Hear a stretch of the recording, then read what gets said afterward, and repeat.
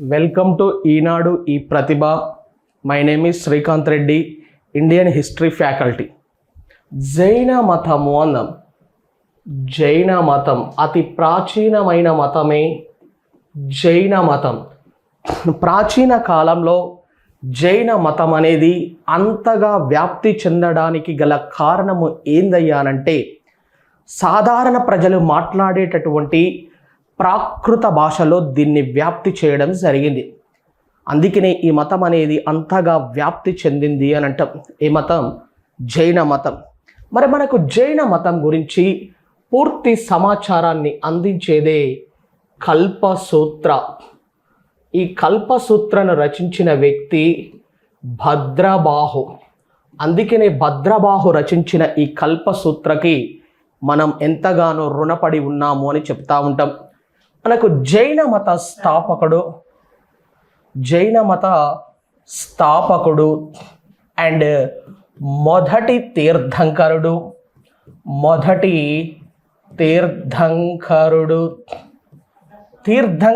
అంటే అర్థము మోక్షాన్ని సాధించువాడు అని అర్థం. జైన మత స్థాపకుడు మొదటి తీర్థంకరుడే ఋషభనాథుడు లేదా ఆదినాథుడు అని అంటాం. ఏనాథుడు? ఆదినాథుడు. ఈ ఋషభనాథుడు లేదా ఆదినాథుడి యొక్క చిహ్నము వచ్చేసి ఎద్దు.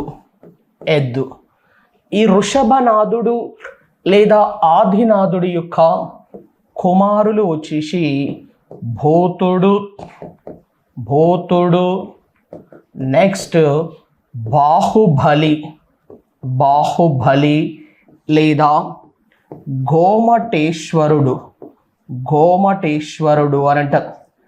జైన సాహిత్యం ప్రకారం ఈ బాహుబలి లేదా గోమటేశ్వరుడు తెలంగాణలో ఉన్నటువంటి ఒక జానపదమైనటువంటి అస్మకను పాలించాడు అని పేర్కొంటుంది. అస్మక యొక్క రాజధాని బోధన్. ఈ బాహుబలి లేదా గోమటేశ్వరుడు బోధన్ను రాజధానిగా చేసుకొని అస్మకను పాలించే సమయంలోనే బోధన్ ప్రాంతం వద్ద అతని యొక్క విగ్రహాన్ని ప్రతిష్ఠించాడు. అదే గోమటేశ్వరుడి యొక్క విగ్రహాన్ని ప్రతిష్ఠించడం జరిగింది. గోమటేశ్వరుడి విగ్రహం యొక్క రూపశిల్పి అరిష్టనేమి అనాలి. ఈ బాహుబలి లేదా గోమటేశ్వరుడి యొక్క విగ్రహము అనేది అడవులలో ఉండడం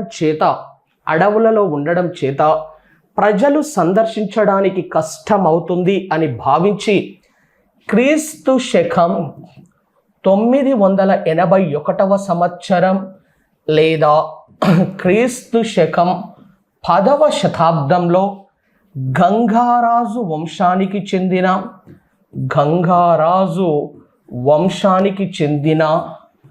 రాచమల్లు మంత్రి అయినటువంటి చాముండరాయుడు దీనిని కర్ణాటకలోని శ్రావణ బెలగోల వద్ద దీనిని ప్రతిష్ఠించడం జరిగింది. ఎన్నవ శతాబ్దంలో? 10వ శతాబ్దంలో. ఈ క్వశ్చన్ అడిగారు మొన్న, రైట్? 10వ శతాబ్దంలో గంగారాజు వంశానికి చెందిన రాచమల్లు మంత్రి అయిన చాముండరాయుడు కర్ణాటకలోని శ్రావణ బెలగోల వద్ద ఈ విగ్రహాన్ని ప్రతిష్ఠించాడు. అంటే శ్రావణ బెలగోల వద్ద పూజించబడేది బాహుబలి లేదా గోమటేశ్వరుడు అని అంటాం. ఎవరైనా బాహుబలి లేదా గోమటేశ్వరుడు. ఇది నగ్న శైలిలో ఉండడం జరుగుతుంది. ఈ యొక్క విగ్రహం మనకు జైన మతంలోనే 22వ తీర్థంకరుడిగా ప్రసిద్ధి చెందినవాడే అరిష్టనేమి లేదా నేమినాథుడు. అరిష్టనేమి లేదా నేమినాథుడి యొక్క చిహ్నం వచ్చేసి శంఖము అని అంటున్నాం. అరిష్టనేమి లేదా నేమినాథుడి కాలంలోనే కురుక్షేత్ర యుద్ధం జరిగింది, కురుక్షేత్ర యుద్ధం జరిగింది అని జైన సాహిత్యం పేర్కొంటా ఉంది. జైన సాహిత్యం ప్రకారమే కురుక్షేత్ర యుద్ధం అనేది 22వ తీర్థంకరుడు అయిన అరిష్టనేమి లేదా నేమినాథుడి కాలంలో జరిగింది అనాలి. మనకు 23వ తీర్థంకరుడిగా ప్రసిద్ధి చెందినవాడే పార్శ్వనాథుడు. ఈ పార్శ్వనాథుడి యొక్క చిహ్నం వచ్చేసి పాము అని అంటున్నాం. ఏమనాలి? పాము.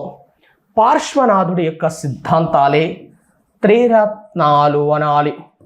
పార్శ్వనాథుడి యొక్క సిద్ధాంతాలు వచ్చేసి త్రిరత్నాలు అని అంటున్నాం. ఆ త్రిరత్నాలు ఏందయ్యానంటే సరి అయిన విశ్వాసం, సరి అయిన లేదా సమ్యక్ విశ్వాసం, సెకండ్ వన్ సరి అయినటువంటి జ్ఞానము, థర్డ్ వన్ సరి అయినటువంటి నడవడి కానాలి. వీటిని త్రిరత్నాలు అని చెప్తాం. ఈ నడవడికలో ఉండవలసినటువంటి అంశాలే అహింస, అహింస, సత్యము, అపరిగ్రహము, అపరిగ్రహము, అస్తేయము, అస్తేయము, ఫైనల్లీ బ్రహ్మచర్యము, బ్రహ్మచర్యము. చివరిది అయినటువంటి ఈ బ్రహ్మచర్యాన్ని తర్వాతి కాలంలో చేర్చినటువంటి వ్యక్తే వర్ధమాన మహావీరుడు. ఎవరైనా వర్ధమాన మహావీరుడు అని అంటాం. అహింస అంటే తెలిసిందే మనకు, జీవహింస చేయకూడదు అని. సత్యము అంటే నిజాలే మాట్లాడాలి. అపరిగ్రహము అంటే దొంగతనం చెయ్యకూడదు. ఏమి చేయొద్దు? దొంగతనం చెయ్యకూడదు.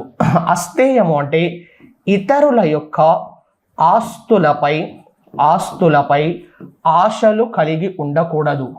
ఇతరుల యొక్క ఆస్తులపై ఆశలు కలిగి ఉండకూడదు అనట.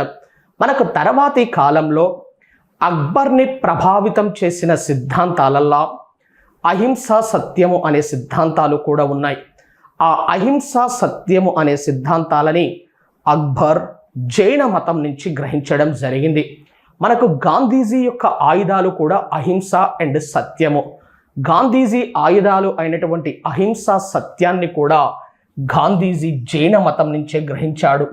మనకు జైన మతంలో విద్యకు అధిపతిగా, జైన మతంలో విద్యకు అధిపతిగా, విద్యాధిపతి అని అంటాం, విద్యాధిపతిగా సరస్వతీదేవిని కొలుస్తారు.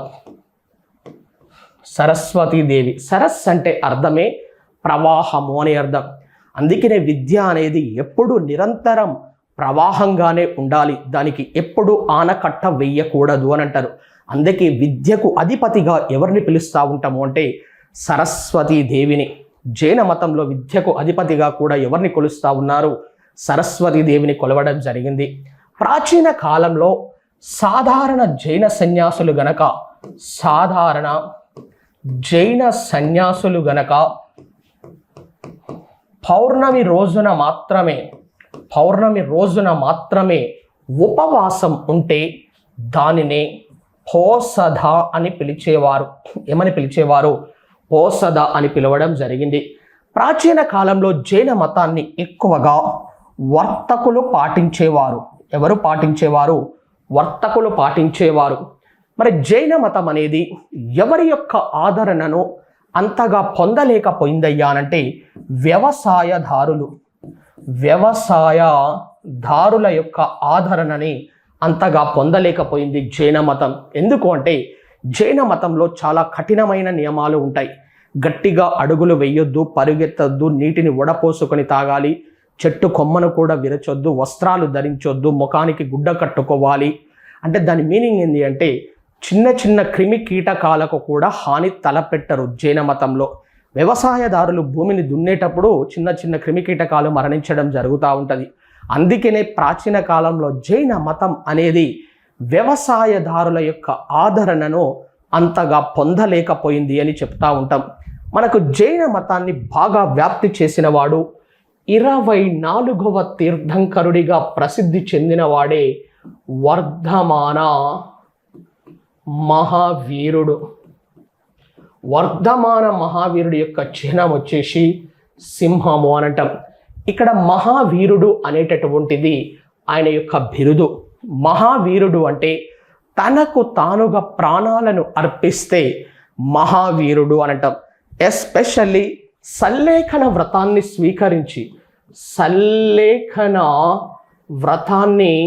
స్వీకరించి తనకు తానుగా ప్రాణాలను అర్పించాలి. సల్లేఖన వ్రతము అంటే ప్రాణాలు కోల్పోయేంత వరకు శరీరాన్ని వదిలివేయడము అని అర్థం. ప్రాణాలు కోల్పోయేంత వరకు దేన్ని వదిలివేయాలి? శరీరాన్ని వదిలివేయాలి. మరి వర్ధమాన మహావీరుడి యొక్క ఇతర పేర్లు ఏమున్నాయి అని అంటే జీనుడు, కైవలుడు, హరియంత్, దేహదిన్న, కేశవ, నెక్స్ట్ వేసాలియ అండ్ నిర్గంతుడు. జీనుడు, కైవలుడు, హరియంత్, దేహదిన్న, కేశవ, వేసాలియ, నిర్గంతుడు అని అంటున్నారు. ఈ వర్ధమాన మహావీరుడు తర్వాతి కాలంలో బీహార్ దగ్గర ఉన్నటువంటి నిర్గంతులు అనే తెగవారికి నాయకుడు కావడం జరిగింది. మహావీరుడి మరణాంతరం ఈ నిర్గంతులు అనే తెగవారు మహావీరుడి యొక్క ఒక పేరు అయిన జీనుడిని కాస్త గ్రహించి జీనులుగా మారిపోయారు. మహావీరుడి మరణాంతరం నిర్గంతులు అనే తెగవారు మహావీరుడి యొక్క ఒక పేరు అయిన జీనుడిని కాస్త గ్రహించి జీనులుగా మారిపోవడం జరిగింది. ఈ జీనులే తర్వాతి కాలంలో జైన మతాన్ని వ్యాప్తి చేయడానికి తెలంగాణ ప్రాంతం వైపుకు వచ్చి స్థిరపడ్డారు. ఈ జీనుల పేరు మీదగానే మనకి జనగాం అనే పేరు రావడం జరిగింది. ఏ పేరు వచ్చింది? జనగాం. మరి వర్ధమాన మహావీరుడు ఎప్పుడు జన్మించాడో స్టోరీ చూద్దాం. మనకు క్రీస్తు పూర్వం 540వ సంవత్సరంలో జ్ఞాత్రిక క్షత్రియ వంశము, ఇక్కడ జ్ఞాత్రిక అనేటటువంటిది తెగ. జ్ఞాత్రిక క్షత్రియ వంశానికి చెందిన సిద్ధార్థుడు అండ్ త్రిశల. ఈ త్రిశల అనేటామె లిచ్చవి ప్రాంతపు రాకుమార్తె. ఎవరామె? త్రిశల. ఈ సిద్ధార్థుడు అండ్ త్రిశలకు బీహార్లోని కొందా గ్రామంలో జన్మించినదే వర్ధమాన మహావీరుడు జన్మించడం జరిగింది. ఈ సిద్ధార్థుడు, త్రిశల అండ్ వర్ధమాన మహావీరుడు ఈ ముగ్గురు ఎవరి యొక్క సిద్ధాంతాలను పాటించేవారయ్యా అంటే పార్శ్వనాథుడి యొక్క సిద్ధాంతాలను పాటించేవారు. మొదట ఎవరి యొక్క సిద్ధాంతాలను? పార్శ్వనాథుడి యొక్క సిద్ధాంతాలనే మనం త్రిరత్నాలు అని చెప్తా ఉంటాం. ఏ రత్నాలు అనాలి? త్రిరత్నాలు అని అంటాం. రైట్. ఈ వర్ధమాన మహావీరుడి యొక్క భార్య వచ్చేసి యశోధ. వర్ధమాన మహావీరుడి యొక్క కుమార్తె వచ్చేసి ప్రియదర్శిని లేదా అన్నోజ. యొక్క భర్త వచ్చేసి జమాలి. అంటే వర్ధమాన మహావీరుడి యొక్క అల్లుడు వచ్చేసి ఎవరంటున్నాం? ఆయన జమాలి అని అంటున్నాం. వర్ధమాన మహావీరుడి యొక్క స్నేహితుడే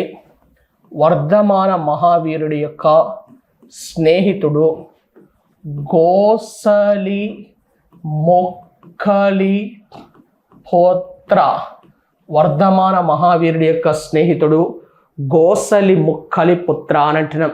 వర్ధమాన మహావీరుడి యొక్క సోదరుడు అయితే నందివర్ధనుడు అని అంటాం. ఏ వర్ధనుడు? నందివర్ధనుడు.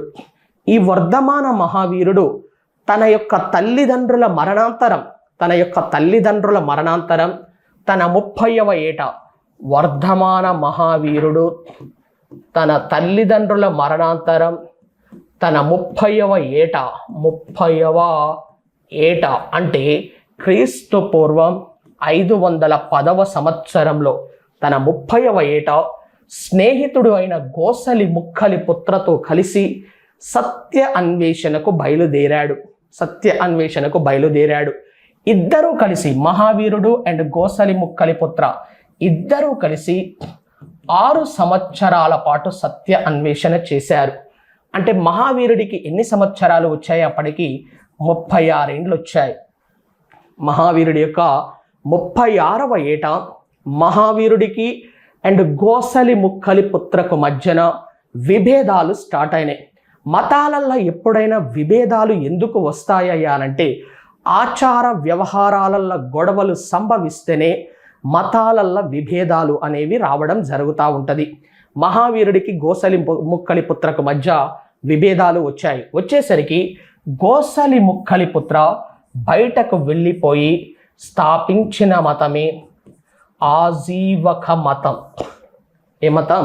ఆజీవక మతం. ఆజీవక మత స్థాపకుడే గోసలి ముక్కలి పుత్ర.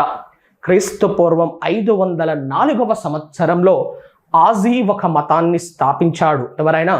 గోసలి ముక్కలి పుత్ర. ఆజీవక మతస్థుల యొక్క సిద్ధాంతం ఏంటంటే పూర్ణ నిర్ణయవాదము అని అంటాం. పూర్ణ నిర్ణయవాదము అంటే అర్థం మానవుడి యొక్క ప్రతి చర్య విధి నిర్ణీతమైనది అని నమ్ముతా ఉంటారు ఆజీవక మతస్థులు అని అంటారు. స్నేహితుడు వెళ్ళిపోయిన తర్వాత మరల 6 సంవత్సరాలు సత్య అన్వేషణ చేశాడు. అంటే మహావీరుడికి ఎన్నేళ్ళు వచ్చాయి? 36 + 6 అంటే 42.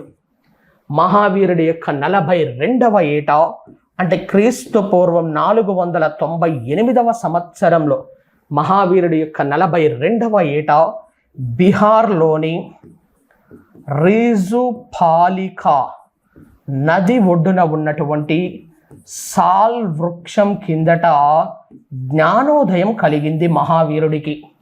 42వ ఏట బీహార్లోని రిజుపాలికా నది ఒడ్డున ఉన్నటువంటి సాల్ వృక్షం కిందట జ్ఞానోదయం కలిగింది మహావీరుడికి. మహావీరుడి యొక్క 72వ ఏట మహావీరుడి యొక్క 72వ ఏట అంటే క్రీస్తు పూర్వం 468వ సంవత్సరంలో బీహార్లోని పావాపురిలో ఉన్నటువంటి హస్తిపాలుడు అనే రాజు గృహంలో సల్లేఖన వ్రతాన్ని స్వీకరించి సల్లేఖన వ్రతాన్ని స్వీకరించి ప్రాణాలను కోల్పోయాడు మహావీరుడు. మరి మహావీరుడు మరణించిన తర్వాత ఏమి జరిగింది అనంటే మహావీరుడి మరణాంతరం పీఠాధిపతి లేదా గణధారు లేదా తేరా లేదా మత గురువు. ప్రీవియస్లో అడిగారు ఈ క్వశ్చన్. మహావీరుడు మరణించిన తర్వాత పీఠాధిపతి లేదా ఘనధారు లేదా తేరా లేదా మత గురువు అయినటువంటి వ్యక్తి ఆర్య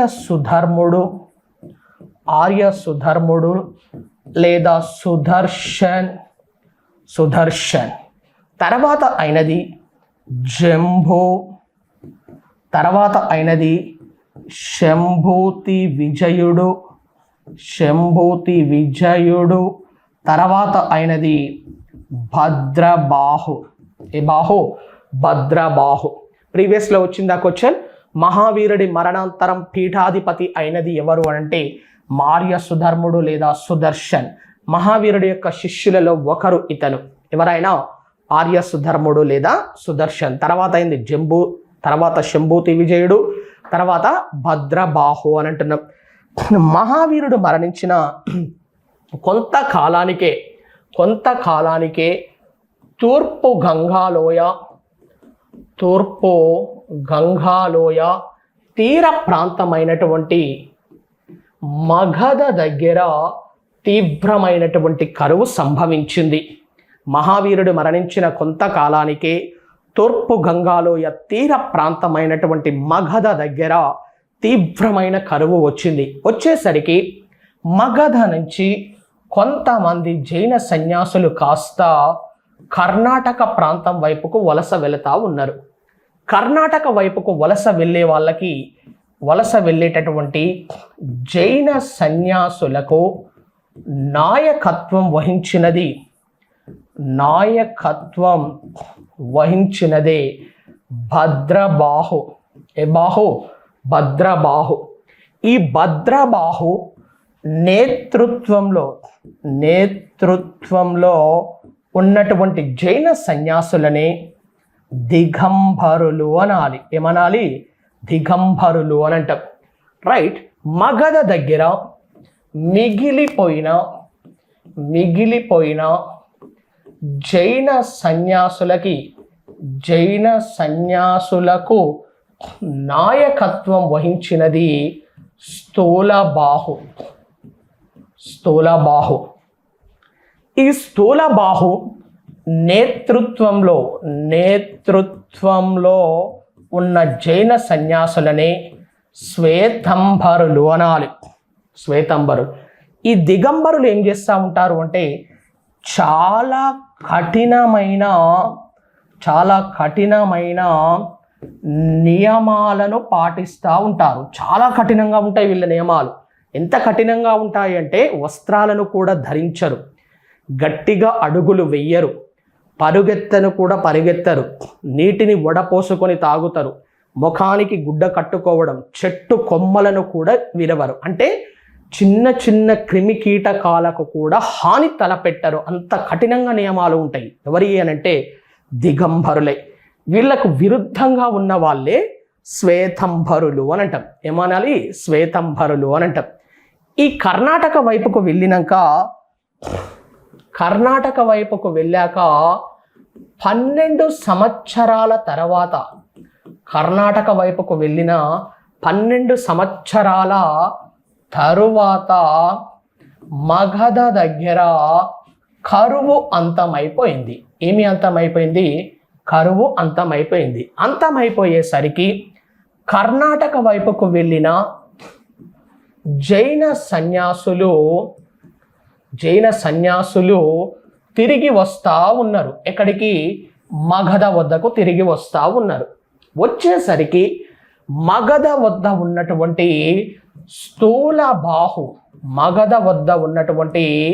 స్థూలబాహు అప్పటికే నియమాలను మార్చిపడేసిండు.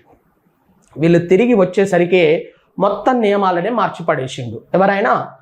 స్థూలబాహు. నియమాలను మార్చిపడేసేసరికి ఆ నియమాల విషయంలో స్థూలబాహుకి భద్రబాహుకి మధ్యన గొడవలు స్టార్ట్ అయినాయి.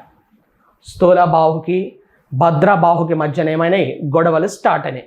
ఆ గొడవలను పరిష్కరించుకొనడానికే మనకు తర్వాతి కాలంలో మొత్తం 2 జైన సంగీతులు జరిగాయి. ఎన్ని జైన సంగీతులు? 2 జైన సంగీతులు జరిగాయి. అవి మొదటి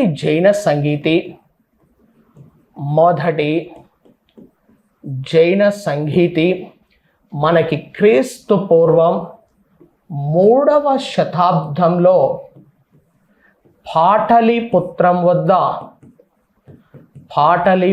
వద్ద స్థూలబాహు అధ్యక్షతన జరిగింది. ఏ బాహు?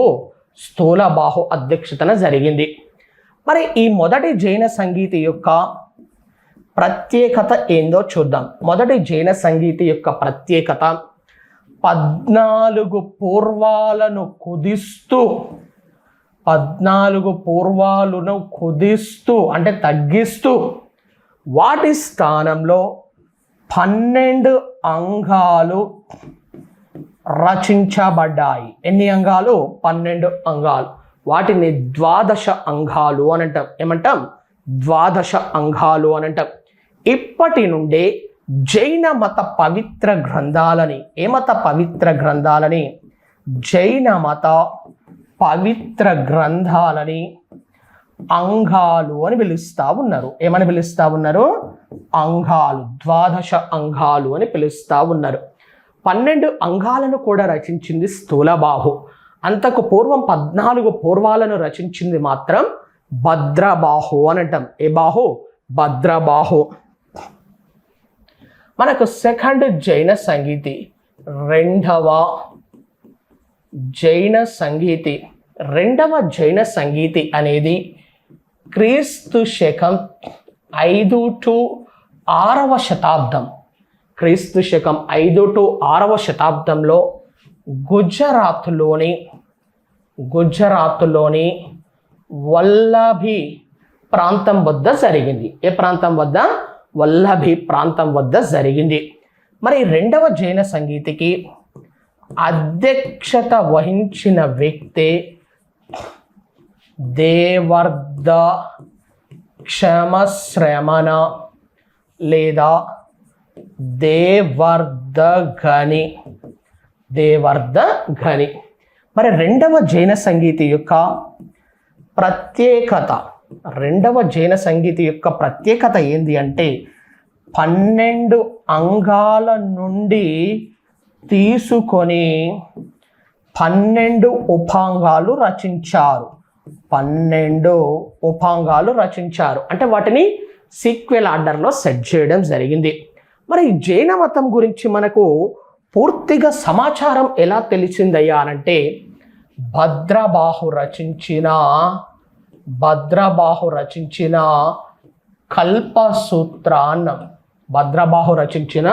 కల్పసూత్ర ద్వారా తెలుస్తూ ఉంది.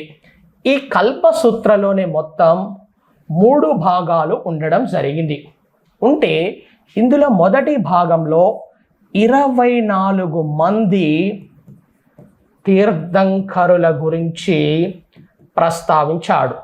సెకండ్ పార్ట్లో 13 లేదా మత గురువు లేదా పీఠాధిపతి లేదా గణధారుల గురించి ప్రస్తావించాడు. 3వ భాగంలో జైన సన్యాసుల గురించి ప్రస్తావించాడు. 3వ భాగంలో ఏ సన్యాసులు? జైన సన్యాసులు అని అంటున్నారు. ఇప్పుడు జైన మత పవిత్ర గ్రంథాలను అయితే ఏమని పిలుస్తామన్నాం? అంగాలు అనాలి. ఏమనాలి? అంగాలు. మరి ఈ అంగాలు కానీ కల్పసూత్ర కానీ ఏ భాషలో ఉన్నాయ్యా అంటే అర్ధమాగధి లేదా ప్రాకృతం లేదా ఆరామిక్ భాషలో ఉండడం జరిగింది. జైనిజం అనగానే మనకి అర్ధమాగధి లేదా ప్రాకృతం లేదా అరామిక్ భాష గుర్తుకు రావాలి. అదే బౌద్ధ మతము అనంటే మాత్రం పాలీ భాష గుర్తుకు రావాలి. ఏ భాష గుర్తుకు రావాలి? పాలీ భాష గుర్తుకు రావాలి. ఇది జైనిజం చూసుకునే విధానం. రైట్. నెక్స్ట్ ఇక్కడనే మనకి క్రీస్తు పూర్వం 6వ శతాబ్దంలో ఆవిర్భవించినటువంటి ఇతర మతాలు అన్నాం. ఇతర మతాలు మొన్న కూడా వచ్చింది క్వశ్చన్ ఇతర మతాల నుంచి. చిన్న టాపిక్ ఇతర మతాలు, అనదర్ రీజియన్స్ అని అంటారు. ఈ ఇతర మతాల నుంచి పోయినసారి కూడా వచ్చింది క్వశ్చన్, ప్రతిసారి రిపీట్ అవుతా ఉంది. ఫస్ట్ మతమే భాగవత మతం.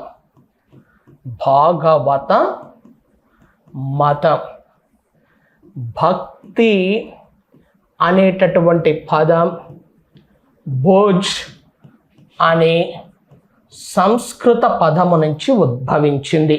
భక్తి అనేటటువంటి పదము భుజ్ అనే సంస్కృత పదము నుంచి ఉద్భవించింది. భగవత్ అంటే అర్థమే ఆరాధనీయుడు అని అర్థం. ఆరాధనీయుడు అని అర్థం. ఈ భాగవత మతం వారి యొక్క పవిత్ర గ్రంథమే భగవద్గీత. భాగవత మతం వారి యొక్క పవిత్ర గ్రంథం ఏంది? భగవద్గీత. రైట్. వైదిక మతం అనేది హిందూ మతంగా రూపాంతరం చెందే మధ్య దశలో వచ్చిన మతమే భాగవత మతం. భాగవత మతం ఏంది అంటే వైదిక మతం అనేది హిందూ మతంగా రూపాంతరం చెందేటటువంటి మధ్య దశలో వచ్చిన మతమే భాగవత మతము అని అంటున్నాం. మరి భాగవత మత స్థాపకుడే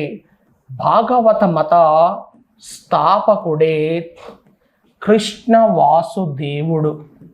కృష్ణ వాసుదేవుడి గురించి ప్రస్తావించబడినటువంటి ఉపనిషత్తు, కృష్ణ వాసుదేవుడి గురించి ప్రస్తావించబడిన ఉపనిషత్తే చాందోగ్య ఉపనిషత్తు అని అంటున్నాం. మరి కృష్ణ వాసుదేవుడి గురించి ప్రస్తావించబడినటువంటి గ్రంథాలు పాణిని రచించిన అష్టాధ్యాయ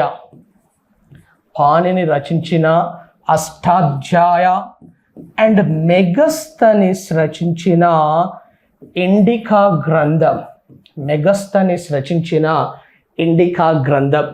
మరి భాగవత మతాన్ని స్వీకరించిన మొట్టమొదటి విదేశీయుడే హీలియోడోరస్.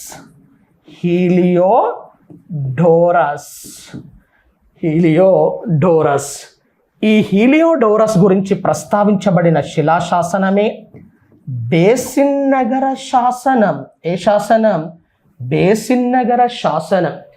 ఈ హీలియోడోరస్ విదిశ దగ్గర గల బేసిన్ నగరంలో విష్ణు స్తంభాన్ని నిర్మించి విష్ణువుని మొక్కుతున్నాడు అని బేసిన్ నగర శాసనంలో ప్రస్తావించబడింది. ఏ శాసనంలో ప్రస్తావించబడింది? బేసిన్ నగర శాసనంలో ప్రస్తావించబడింది. ఇది ఒక మతం వచ్చింది. సెకండ్ మతమే ఆజీవక మతం.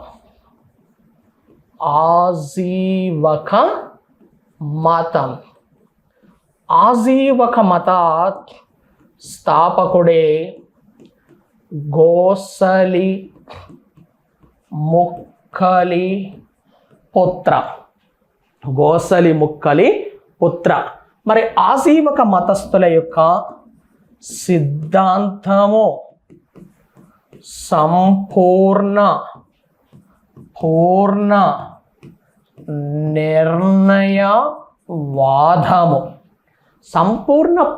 నిర్ణయవాదము అంటే మానవుని యొక్క ప్రతి చర్య విధి నిర్ణీతమైనదయ్యా అని నమ్ముతా ఉంటారు ఈ మతస్థులు. మరి ఆజీవక మతాన్ని పాటించిన రాజు అశోకుడి తండ్రి అయిన బిందుసారుడు. ఆజీవక మతాన్ని పాటించిన రాజు అశోకుడి తండ్రి అయిన బిందుసారుడు లేదా సింహసేన లేదా అమిత్రోకేటస్ అని కూడా పిలుస్తాం. ఇతనిని ఏమని కూడా పిలుస్తాం? అమిత్రోకేటస్ అని కూడా పిలుస్తాం. ఈ ఆజీవక మతస్థులకు అశోకుడు బారాబర్ కొండ గుహలను దానంగా ఇవ్వడం జరిగింది. బారాబర్ కొండ గుహలను దానంగా ఇచ్చాడు. ఏ మతస్థులకి అనంటే ఆజీవక మతస్థులకి. ఇదే 6th సెంచరీలో వచ్చిన మరి ఒక మతము చార్వాకులు లేదా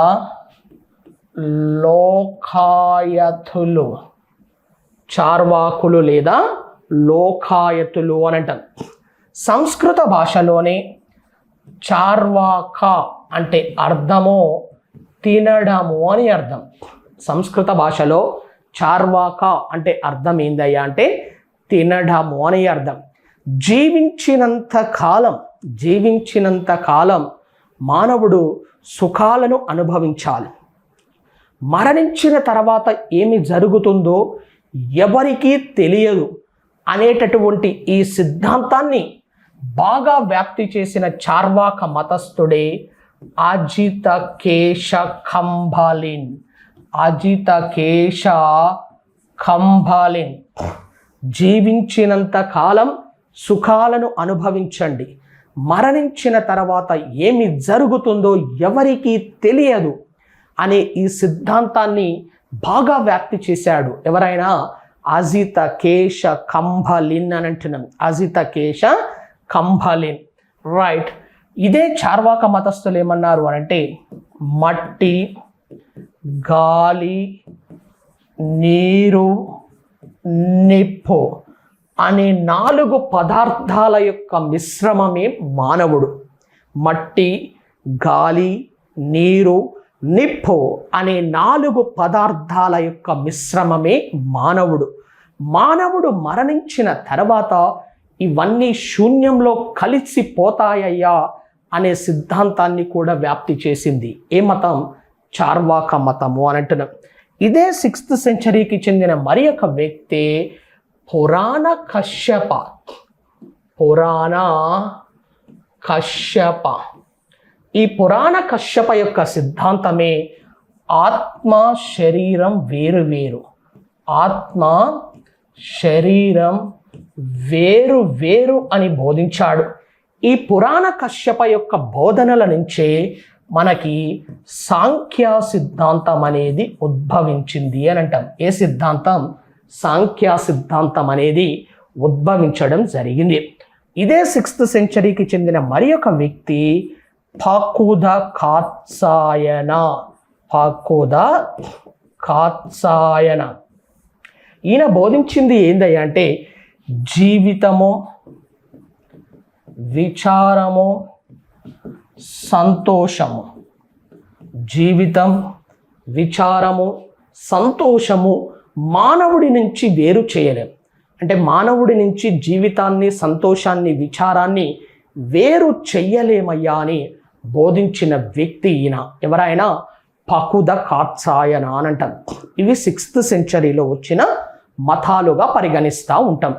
రైట్. ఇప్పుడు మనం షోడాస మహాజనపదాల గురించి మాట్లాడాలి. వీటి గురించి షోడాస మహాజనపదాలు. రైట్. నెక్స్ట్ టాపిక్ షోడాస మహాజనపదాలు అన్నాం. షోడాస మహాజనపదాలు అని అంటారు. అసలు జనపదము అంటే అర్థం ఏంది అని అంటే ప్రజలు అదే ప్రాంతానికి లేదా అదే రాజ్యానికి కట్టుబడి ఉన్నాము అని ప్రమాణం చేస్తే దానిని జనపదము అని పిలవాలి. ఈ పదము జనపదం. మరి షోడాస మహాజనపదాలు అని అంటున్నాం. అంటే మొత్తం ఎన్ని రావాలి? 16. ఈ షోడాస మహాజనపదాల గురించి ఫస్ట్ టైం ఎక్కడ ప్రస్తావించబడిందయ్యా అంటే సుత్తపీఠికలోని ఒక భాగము అయినటువంటి అంగుత్తర నికాయలో ప్రస్తావించబడింది. ఈ క్వశ్చన్ అడిగారు. షోడాస మహాజనపదాల గురించి మొదటిసారిగా ఎక్కడ ప్రస్తావన ఉంది అని. ఎక్కడ ఉంది అని అంటే సుత్తపీఠికలోని ఒక భాగము అయిన అంగుత్తర నికాయలో ప్రస్తావన ఉంది. మరి 16 మహాజనపదాలు ఆవిర్భవిస్తే ఇందులో అత్యధికంగా 6 ఉత్తరప్రదేశ్లో ఉన్నాయి. ఉత్తరప్రదేశ్లో ఎన్ని కనిపిస్తాయి మనకి? 6. 3 వచ్చేసి బీహార్లో కనిపిస్తాయి మనకి. 3 ఎక్కడ కనిపించాలి? బీహార్లో కనిపించాలి. 2 వచ్చేసి మధ్యప్రదేశ్లో కనిపిస్తాయి. మొత్తం ఎన్ని అయినాయి? 11 అయినాయి. 1 వచ్చేసి రాజస్థాన్లో ఉంటుంది, 12 అయింది. 1 వచ్చేసి ఢిల్లీలో ఉంటుంది, 13 అయినాయి. 1 వచ్చేసి వాయువ్య కాశ్మీర్లో ఉంటుంది, 14 అయినాయి. 1 వచ్చేసి పాకిస్తాన్లో ఉంది, 15 అయినాయి. 1 మాత్రం తెలంగాణలో ఉంది. ఎక్కడ ఉంది? తెలంగాణలో ఉంది. మొత్తం 16 మహాజనపదాలు అని అంటున్నాం. చూద్దాం. ఫస్ట్ 6 ఉత్తరప్రదేశ్లో ఉన్నాయన్న. First one Kashi. కాశీ యొక్క రాజధాని వారణాసి. కాశీ అని అంటున్నాం. కాశీ యొక్క రాజధాని వారణాసి. ఈ వారణాసి అనేది ప్రాచీన కాలంలో గొప్ప విద్యా కేంద్రంగా ప్రసిద్ధి చెందింది. ఏ ప్రాంతం? వారణాసి అని అంటున్నాం. సెకండ్ వన్ వచ్చేసి ఉత్తరప్రదేశ్లో ఉంది కోసల. కోసల యొక్క రాజధాని శ్రావస్తి అని అంటాం. ఏమనాలి? శ్రావస్తి. ఈ రాజ్యాన్ని, కోసల రాజ్యాన్ని సరయూ నది అనేది 2 భాగాలుగా విభజిస్తుంది. ఒకటి ఉత్తర కోసల, సెకండ్ వన్ దక్షిణ కోసల. ఉత్తర కోసలకు రాజధాని శ్రావస్తి, దక్షిణ కోసలకు రాజధాని కుషావత్. కుషావత్. ఈ కోసల రాజ్యాన్ని పాలించిన రాజు మాత్రం ప్రసన్నజిత్తు అని అంటారు. ఏ జిత్తు? ప్రసన్నజిత్తు. థర్డ్ వన్ ఉత్తరప్రదేశ్లో ఉంది, వత్స. వత్స వత్స యొక్క రాజధాని కౌశాంబి అని అంటాం. వత్స రాజే ఉదయనుడు. ఎవరైనా? ఉదయనుడు. నెక్స్ట్ వన్ మల్ల. మల్ల రాజధాని కుషీనగరం. ఏ నగరం? కుషీనగరం. Next one Panchala. పాంచాల యొక్క రాజధాని ఆహిక్షేత్ర అని అంటాం. ఏ క్షేత్ర? ఆహిక్షేత్ర. నెక్స్ట్ శూరసేన. శూరసేన యొక్క రాజధాని మధుర. మొత్తం 6 వస్తాయి ఉత్తరప్రదేశ్లో. కాశీ, కోసల, వత్స, మల్ల, పాంచాల, శూరసేన అనాలి. ఏ సేన? శూరసేన. 3 మాత్రం మనకి బీహార్లో కనిపించాలి. ఆ 3 వచ్చేసి బీహార్లో ఉన్నాయే అంగ, వజ్జి లేదా లిచ్చవి అండ్ మగధ అని అంటాం. 3 మనకి బీహార్లో ఉండాలి. ఫస్ట్ అంగ యొక్క రాజధాని చెంప అంటున్నాం. ప్రాచీన కాలంలో చెంప ప్రాంతం అనేది గొప్ప వర్తక కేంద్రము అని అంటాం. గొప్ప వర్తక కేంద్రము. నెక్స్ట్ మగధ. మగధ యొక్క రాజధాని రాజగృహ లేదా గిరివ్రజము అని అంటాం. నెక్స్ట్ వజ్జి లేదా లిచ్చవి. వజ్జి లేదా లిచ్చవి యొక్క రాజధాని వైశాలి. ఈ 3 ఎక్కడ కనిపించాలి మనకు అని అంటే బీహార్లో కనిపించాలి. 2 మధ్యప్రదేశ్లో ఉన్నాయి. మధ్యప్రదేశ్లో ఉన్న 2 చేది అని అంటాం. చేది యొక్క రాజధాని శుక్తిమతి. నెక్స్ట్ అవంతి. అవంతి యొక్క రాజధాని ఉజ్జయిని. అవంతి యొక్క ప్రాచీన రాజధాని అయితే మాత్రం మళ్ళా మాహిష్మతి. ఏమతి అని అంటాం? మాహిష్మతి అని అంటాం. నెక్స్ట్ వన్ రాజధాని రాజస్థాన్లో ఉన్న మరి ఒక జనపదమే మచ్చ. మచ్చ యొక్క రాజధాని విరాట్. విరాట్. మనకు ఢిల్లీలో ఉన్నది ఒకటి కురు. కురు యొక్క రాజధాని ఇంద్రప్రస్థ లేదా ఇంద్రప్రస్థానం. తెలంగాణలో ఉన్న ఒక్క జనపదమే అస్మక. అస్మక రాజధాని బోధన్ అని అంటున్నాం. రైట్. మనకు పాకిస్తాన్లో ఉంది ఒకటి గాంధర. గాంధర రాజధాని తక్షశిల. వాయువ్య కాశ్మీర్లో ఉంది కాంబోజీ. కాంబోజీ యొక్క రాజధాని రాజపురము అని అంటాం. ఏ పురం? రాజపురం. ఈ 16 మహాజనపదాలు ఆవిర్భవించినాయి మనకి. మరి 6వ శతాబ్దంలో 16 మహాజనపదాలు ఆవిర్భవిస్తే మనకు 4 మాత్రమే రాజ్యాలుగా ఏర్పడ్డాయి. అవే వత్స, అవంతి, కోసల, మగధ. 6వ శతాబ్దంలో 16 మహాజనపదాలు ఆవిర్భవిస్తే ఎన్ని మాత్రమే రాజ్యాలుగా ఏర్పడ్డాయట? 4 మాత్రమే రాజ్యాలుగా ఏర్పడ్డాయి. ఏంటి అయ్యి? వత్స, అవంతి, కోసల, మగధ.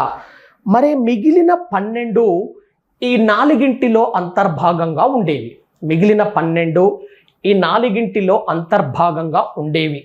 కొంతకాలానికే ఈ వత్స, అవంతి, కోసల ఈ 3 కూడా మగధ రాజ్యంలో విలీనమయ్యి, ఏ రాజ్యంలో?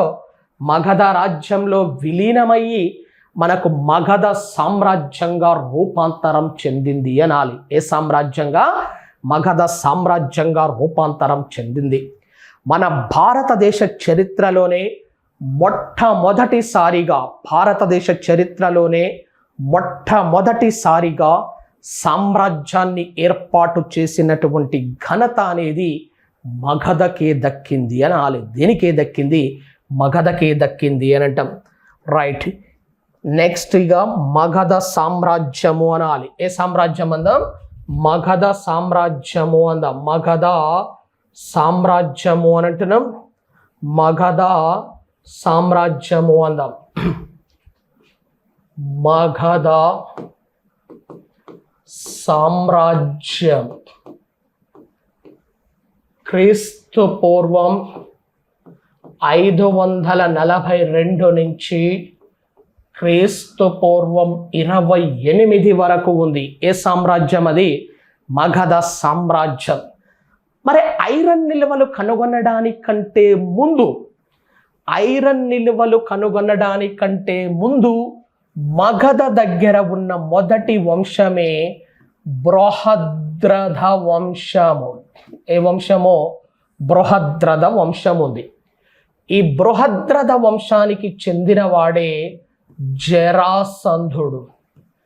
ఈ జరాసంధుడు రాజగృహను రాజధానిగా చేసుకొని, ఏ గృహని? రాజగృహ లేదా గిరివ్రజాన్ని రాజధానిగా చేసుకొని మగధను పాలిస్తూ ఉండేవాడు. ఎవరైనా? జరాసంధుడు. జరాసంధుడి అనంతరం వచ్చిన వాడే రిపుంజయుడు. జరాసంధుడి అనంతరం వచ్చిన వాడే ఎవరంటున్నాం? ఆయన రిపుంజయుడు. ఈ రిపుంజయుడి కాలంలోనే మనకి ఐరన్ నిల్వలు కనుగొనబడ్డాయి. ఏ నిల్వలు కనుగొనబడ్డాయి? ఐరన్ నిల్వలు, ఇనుము నిల్వలు కనుగొనబడ్డాయి. ఎప్పుడైతే ఇనుము నిల్వలు కనుగొనబడ్డాయో అప్పుడు బింబిసారుడు, ఏ సారుడు? బింబిసారుడు ఈ రిపుంజయుణ్ణి వధించి, అంటే చంపివేసి, బింబిసారుడు ఎవరిని చంపివేసి? రిపుంజయుణ్ణి చంపివేసి బింబిసారుడి యొక్క తండ్రి అయిన హరియంకుడి పేరు మీదగా, ఎవరి పేరు మీదుగా? హరియంకుడు పేరు మీదగా స్థాపించిన వంశమే హరియంక వంశము అనాలి. ఏ వంశం అనంటాం? హరియంక వంశము అనంటాం. అంటే ఐరన్ నిల్వలు కనుగొన్నాక మొదటిసారి వ్యవస్థీకృతంగా ఏర్పడిన వంశమే హరియంక వంశము అనంటాం. ఏ వంశం అనంటాం? హరియంక వంశము అనాలి.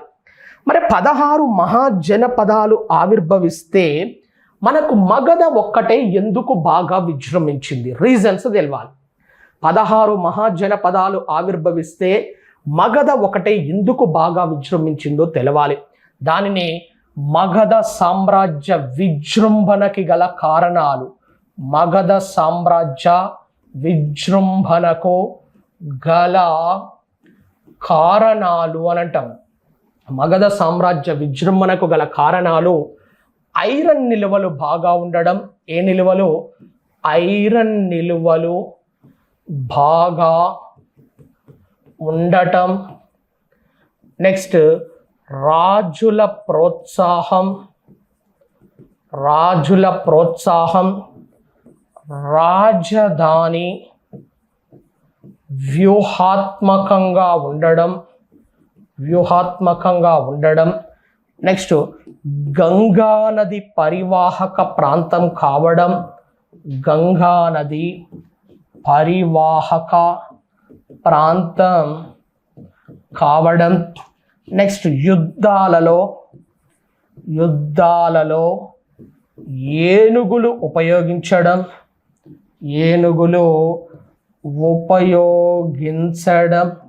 యుద్ధాలలో ఏమి ఉపయోగించేవారు? ఏనుగులను కూడా ఉపయోగించడం జరిగింది. మరి మగధ సామ్రాజ్యాన్ని మనకు పాలించినటువంటి వంశాలే ఫస్ట్ వన్ హరియంక వంశం లేదా పితృహంతకుల వంశము అని కూడా పిలుస్తాం దీన్ని. హరియంక వంశం అనేది క్రీస్తు పూర్వం 542 నుంచి క్రీస్తు పూర్వం 413 వరకు ఉంది. సెకండ్ వన్ శిశునాగ వంశం,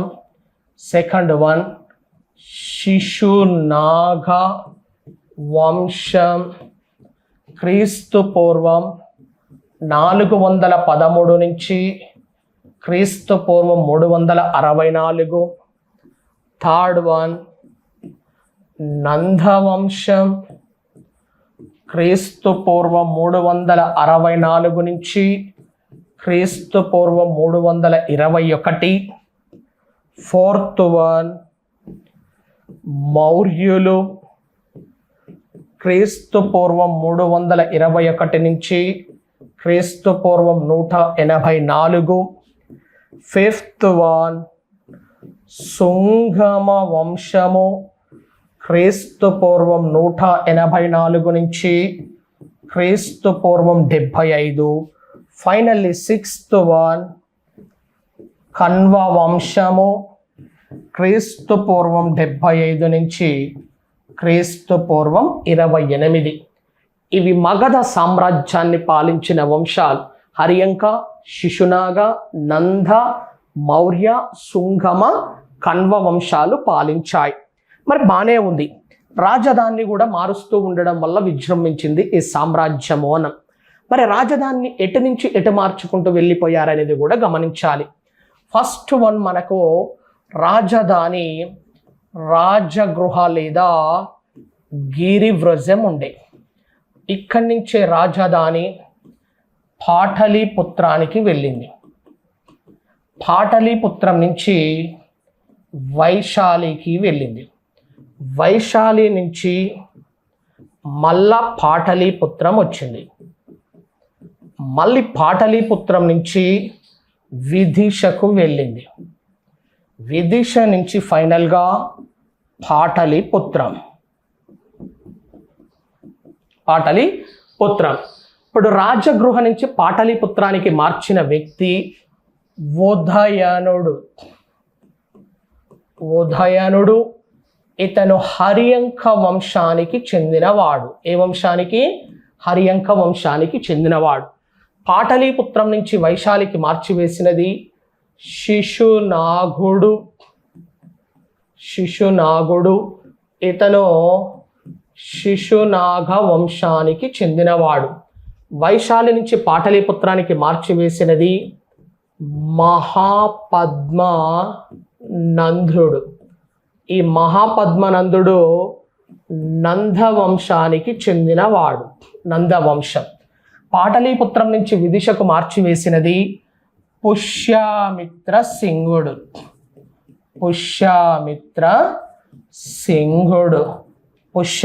సింగుడు సుంగమ వంశానికి చెందినవాడు.